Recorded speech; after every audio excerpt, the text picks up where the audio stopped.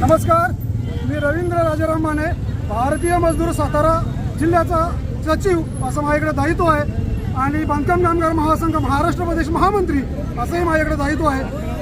आत्ताच भारतीय मजदूर संघ अखिल भारतीय अधिवेशन ओडिसा या ठिकाणी भुवनेश्वर ओडिसा या ठिकाणी संपन्न झालं 6-8 फेब्रुवारीला आणि या अधिवेशनामध्ये जे प्रमुख प्रस्ताव या ठिकाणी पारित केलेले आहेत आणि त्या प्रस्तावामध्ये जे आता सरकारने नवीन 4 कोड लागू केले आहेत त्याच्यामध्ये पहिला कोड आहे की वेतन कोड, दुसरा कोड आहे सामाजिक सुरक्षेचा कोड, तिसरा कोड आहे आयात कोड आणि चौथा कोड आहे प्रवेश कोड। जे पहिले 2 कोड आहेत त्याला भारतीय मजदूर संघ आम्ही मान्यता दिलेली होती। अखिल भारतीय जी आमची भारतीय मजदूर संघाची टीम आहे ते श्रमिक जे आपलं श्रममंत्री आहे मनसुखभाई मांडविया त्यांच्याबरोबर त्यांच्यावर चर्चा झाली होती आणि या दोन आम्ही याच्यासाठी 2 पहिल्या कोडसाठी आम्ही मान्यता दिलेली होती। पुढचे जे 2 कोड आहेत आयार कोड आणि ओएस कोड याच्यासाठी भारतीय मजदूर संघाची कामगार संघटना 1 नंबरची कामगार संघटना आहे। त्या कामगार संघटनेबरोबर तुम्ही चर्चा केली पाहिजे आणि त्याच्यामध्ये काय ज्या त्रुटी आहेत त्या तुम्ही त्रुटी काढून त्या तुम्ही कोड लागू केले पाहिजे असं भारतीय मजदूर संघाचं म्हणणं असताना या ठिकाणी 21 नोव्हेंबर 2025 रोजी केंद्र सरकारने हे 4ही कोड लागू केले आहेत। या कोडच्या विरोधात आज भारतीय मजदूर संघ सातारा जिल्हा म्हणून जिल्हाधिकारी कार्यालयासमोर आपण उभं केलं। आम्ही या ठिकाणी आज धरणे आंदोलन करत आहोत।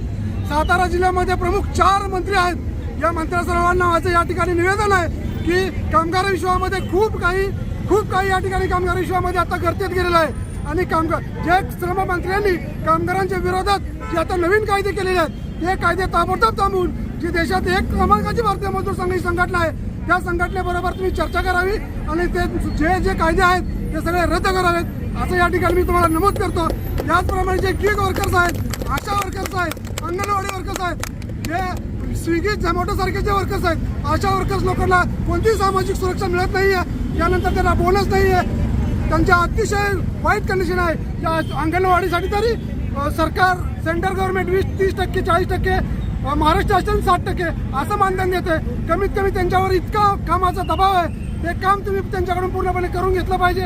आम्ही कामाबद्दल नाही म्हणत नाही, पण त्यांचा बोनस नाही किंवा त्यांचा वेतनाचा विषय आहे, त्यांच्या आरोग्याचे विषय आहेत, हे सगळे विषय तुम्ही मार्गी लावले पाहिजेत। बांधकाम कामगारांची सुद्धा आता खूप मोठी बोगस नोंदणी या ठिकाणी होत आहे। भारतीय मजदूर संघ म्हणून ती बोगस नोंदणी जास्तीत जास्त पद्धतीने रद्द करावी, त्या पद्धतीने त्यांचे शिष्यवृत्तीचे, नवीन नोंदणीचे आणि नूतनीकरणाचे जे विषय पेंडिंग आहेत ते तुम्ही चालू केले पाहिजेत कारण तो एक चांगलं स्वतंत्र मंडळ आहे, तो एक कायदा आहे बांधकाम कामगार महामंडळ संघाचा असं आपण या ठिकाणी नमूद करतो।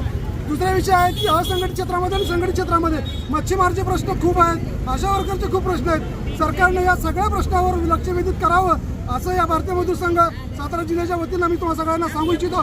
जर अशा गोष्टी सरकारने केलेल्या नाहीत तर याच्यापेक्षा उग्र आंदोलन आम्ही या ठिकाणी करू आणि त्यासाठी सरकारला त्यांच्या वतीनंच या ठिकाणी उत्तर दिलं जाईल।